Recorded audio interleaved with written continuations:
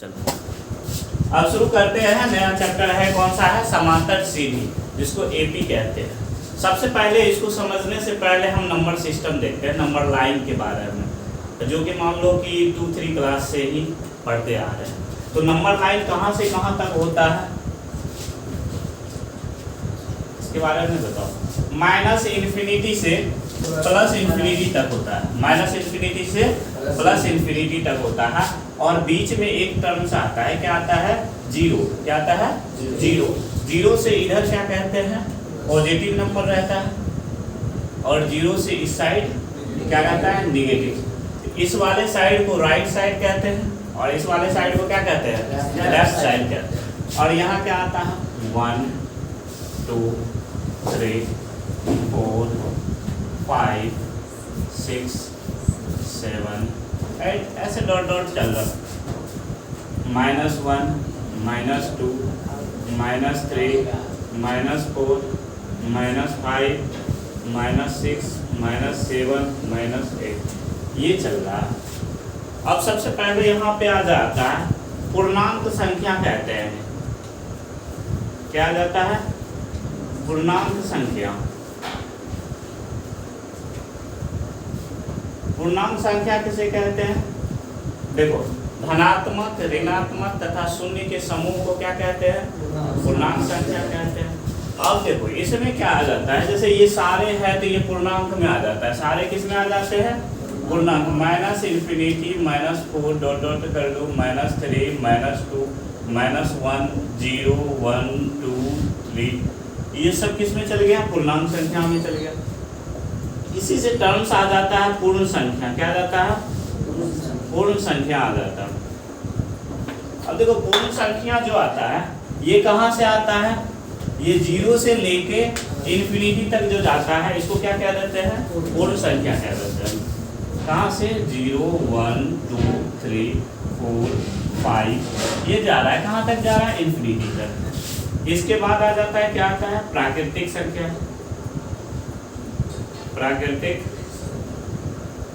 संख्या, natural number. प्राकृतिक संख्या क्या हो जाता है? गिनती की संख्या। यहाँ से एक से शुरू होता है। गिनती कहाँ से शुरू होता है? 1 से शुरू होता है। क्या गिनती 0 से शुरू कर सकते हैं? हाँ, किसी भी चीज को 0 से कर सकते हैं? नहीं कर सकते हैं। तो इसलिए हम 0 को प्राकृतिक संख्या में नहीं रखते हैं। किस पे? 1 से शुरू होता है प्राकृतिक संख्या। इसके बाद क्या आ जाता है? सम संख्या।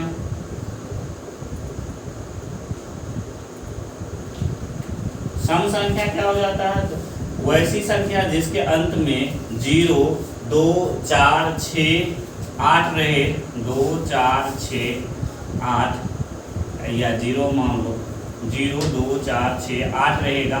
जिस भी संख्या के अंत में ये वाला संख्या रहेगा उसको सम संख्या कह देंगे। ऐसे नहीं तो तुम लोग जो पढ़े हो सम संख्या के बारे में, क्या पढ़े हो? जो संख्या 2 से विभाजित हो, पूर्णतः विभाजित हो, उसे क्या कहते हैं? सम संख्या। कहीं जाएगा ना तुमको कोई टीचर गलत कर देगा। तुम बोलेगा कि सर जी 2 से पूर्णतः विभाजित हो, 2 से पूर्णतः विभाजित होगा उसको सम संख्या कहेंगे।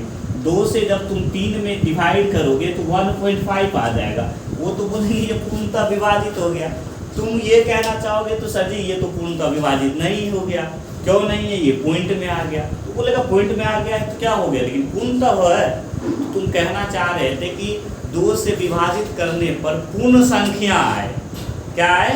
पूर्ण संख्या है। तो यहाँ पे तुमको वो फंसा सकते हैं। तो सीधा सीधा सिंपल जवाब दे दो, जिस संख्या के अंत में 2 4 6 8 आ जाएगा तो उसको क्या कह देंगे? सम संख्या कह देंगे। क्या कह देंगे? बात खत्म। विषम संख्या।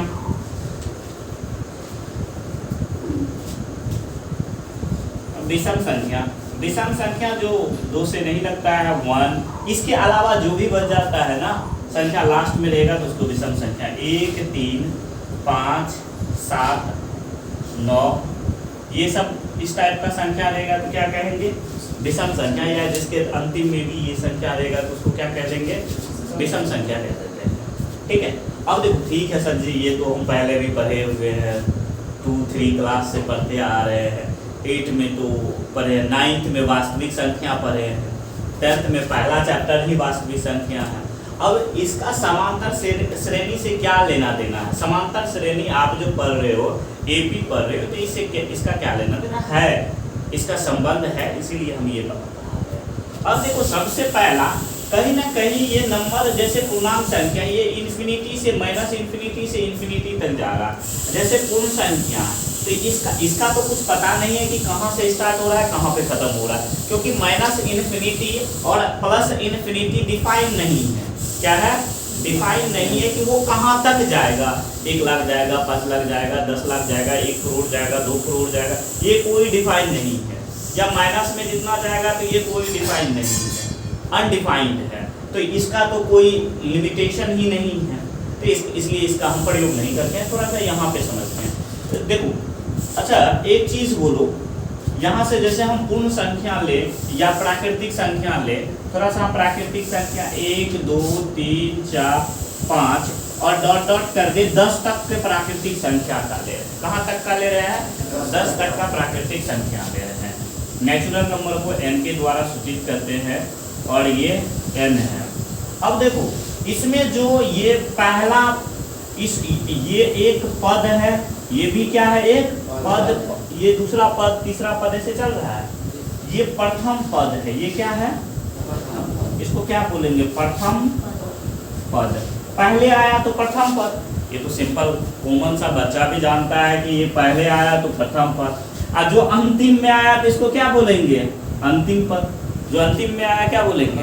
अंतिम पद। अंतिम।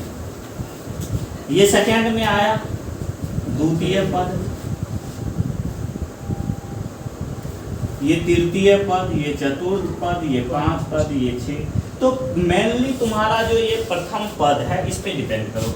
तो ये इसको हम प्रथम पद को ऐसे लिख सकते हैं, कुछ जैसे हमारे लेटर्स होते हैं, ABCD होते हैं, इसके द्वारा हम सूचित करते हैं। तो इसको मान लो हम प्रथम पद को A1 A2 A3 A4 A5 dot dot dot A10 कर सकते हैं, सूचित कर रहे हैं। प्रथम पद है और ये क्या है? अंतिम पद है। ये क्या है? अंतिम पद, ये प्रथम पद। तो देखो, कभी कभी डिफाइन किया जाता है प्रथम पद को, क्या हम सूचित करेंगे इसके द्वारा। प्रथम पद क्या है? A1 इक्वल टू A भी लिख देते हैं या कभी A0 भी लिखते हैं। कभी A या A0 से प्रथम पद को किसके द्वारा? A1 से या A या A0 के द्वारा भी हम प्रथम पद को सूचित करते हैं।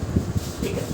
अब हम एक चीज देखना चाहते हैं कि ठीक है, ये प्रथम पद है, ये द्वितीय पद है, तो हम देखते हैं द्वितीय पद में से प्रथम पद को घटाते हैं, क्या आता है?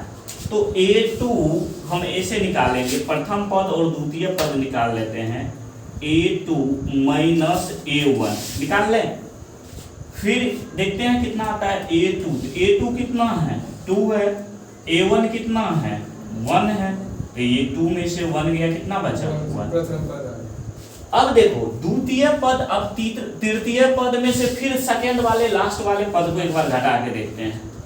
तो तृतीय पद माइनस, ये देखो तृतीय में से ठीक इससे पीछे वाले, जब भी हम घटाने की बात करेंगे तो तुम इस चीज का ध्यान रखना, जो आगे वाला पद होगा उससे ठीक पीछे वाले पद को घटा देंगे। उसमें से क्या करेंगे? ठीक पीछे वाले पद को घटा देंगे, और कुछ नहीं। देखो, तो तृतीय पद माइनस 3 A3 माइनस A2 होगा। तो A3 का मान कितना है? 3 माइनस 2 इक्वल टू कितना हो गया? 1। अब फिर इसके आगे वाला भी हम एक बार करना चाहते हैं, तो A4 minus A3 equal to कितना हो जाएगा? A4 कितना है? A4 माइनस 4 माइनस 3 कितना हो गया? 1। अगर ठीक इससे आगे वाला भी हम एक बार करना चाहेंगे, क्या होगा? A5 माइनस A4 बराबर, A5 कितना दिया हुआ है बताओ तो? A5 5 माइनस 4 इक्वल टू कितना हो गया? 1। अब एक चीज बोलो, इससे आगे वाला तो A6 माइनस A5, तो 6 माइनस 5 इक्वल टू 1। अब तुम कहो कि सर ठीक है सर ऐसे किए, और हर केस में तो तुम एक चीज देखो कि कांस्टेंट नियत मान आ रहा है ना।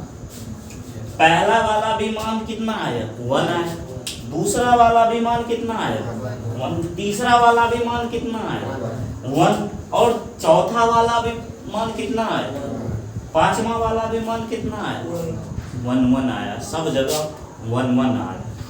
तो अब तुम्हारे दिमाग में आएगा कि सर कहना क्या चाह रहे हैं यहाँ से।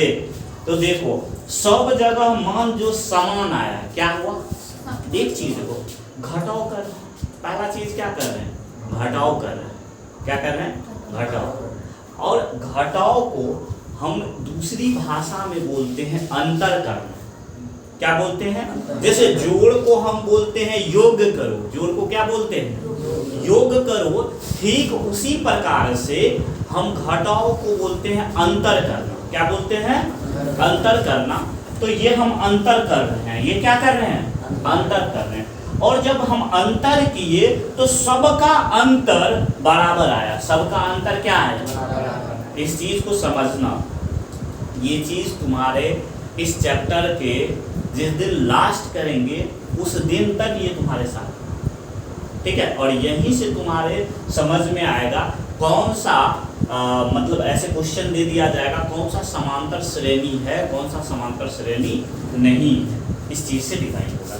तो देखो ये अंतर जो है, अंतर सब जगह समान आया, ये क्या आया, अंतर। घटाव को अंतर कहते हैं, घटाव को क्या कहते हैं, अंतर कहते हैं। और सब जगह समान आया, इसलिए सब जगह समान आया है, इस चीज को ध्यान में रखो।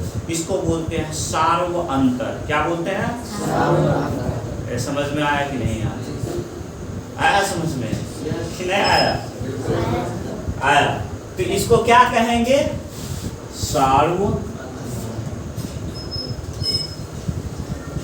इसको क्या कहेंगे, सार्व अंतर को D के द्वारा सूचित करते हैं। सार्व अंतर को किसके द्वारा सूचित करते हैं, D के द्वारा सूचित करते हैं। सार्व अंतर को किसके द्वारा सूचित करते हैं, D के द्वारा। तो यहीं से एक फॉर्मूला आ गया, सार्व अंतर अगर बोलेगा निकालने के लिए, क्या बोलेगा, सार्व अंतर बोलेगा निकालने के लिए। तो याद रखना ये पहले पद में से दूसरे पद को ठीक उससे पहले वाले पद को घटा देंगे। सार्वंतर बराबर क्या हो गया, पहले पद में से ठीक उससे पहले वाले, ठीक उससे पहले वाले पद को घटाएंगे। तो जैसे यहाँ पे था, इसको लिख सकते हैं सार्वंतर A2 माइनस A1। तो सार्वंतर हर जगह बराबर आ रहा है, इसलिए यही बराबर हो जाएगा A3 माइनस A2 बराबर A4 माइनस, और बराबर अगर हम करेंगे क्या हो जाएगा, A5 माइनस A4 हो जाएगा। ये क्या हो गया, सार्व अंतर। तो देखो समांतर सीधी हम कैसे डिफाइन करते हैं, उस इक्वेशन मतलब इस टाइप से जो दिया हुआ रहेगा वैल्यू, पूछेगा कि क्या ये समांतर सीधी है या नहीं है, उसको कैसे हम पहचानेंगे। तो उसके पहचान का एक ही नियम है, अगर उस वाले टर्म्स में सार्व अंतर अगर सबका समान आ रहा है, सार्व अंतर क्या आ रहा है, समान आ रहा है, तो वो वाले टर्म्स AP है। अगर वो टर्म्स समान नहीं आ रहा है, यानी कि सार्व अंतर समान नहीं आ रहा है, तो वो AP नहीं है। तो इस हिसाब से तुम बताओ, जो तुम्हारी प्राकृतिक संख्या है, क्या ये AP है या नहीं है, क्या ये समांतर सीधी है या नहीं है, ये समांतर सीधी है, क्योंकि इसका सर्व अंतर हर जगह क्या है, समान है। सर्व अंतर क्या है हर जगह, क्या ये सम संख्या सर्व अंतर है या नहीं है, तुमको ये बताना। देखो प्रथम पद ये हुआ, द्वितीय पद ये हुआ, तो 2 में से 0 को घटाएंगे तो 2, फिर 4 में से 2 को घटाएंगे तो 2, फिर 6 में से 2 को घटाएंगे तो 2, और 8 में से 2 को घटाएंगे तो कितना होगा, 2। तो सर्व अंतर हर जगह क्या आ रहा है, समान आ रहा है। आपस में बात मत करो, ठीक है, अब सुनो, आपस में बात करेगा फिर कंफ्यूजन आ जाएगा। तो इस जगह देखो सर्व अंतर क्या आ रहा है, हर जगह 2 आ रहा है, ठीक है। तो तो क्या हो गया, ये सम संख्या भी है जो है, ये जो सम संख्या दिया हुआ है, तो बताओ ये एपी है कि नहीं है ये एपी? देखो ये विषम संख्या जो दिया हुआ है, बताओ क्या ये समांतर सीधी है या नहीं है? क्योंकि 3 में से 1 घटाए तो 2, 5 में से 3 घटाए तो 2, 7 में से 5 घटाए तो 2, 9 में से 7 घटाए तो कितना हुआ 2। और सार्व अंतर इसका हम देख रहे हैं हर जगह समान आ रहा है। सार्व अंतर क्या हो रहा है, हर जगह समान आ रहा है, तो इसलिए इसको हम क्या कह सकते हैं, समांतर सीधी कह सकते हैं। इसको क्या कह सकते हैं, समांतर सीधी कह सकते हैं। ये चीज क्लियर है कि नहीं? क्लियर है ये? देखो इसको एक बार नोट कर लो, फिर आगे देखते हैं।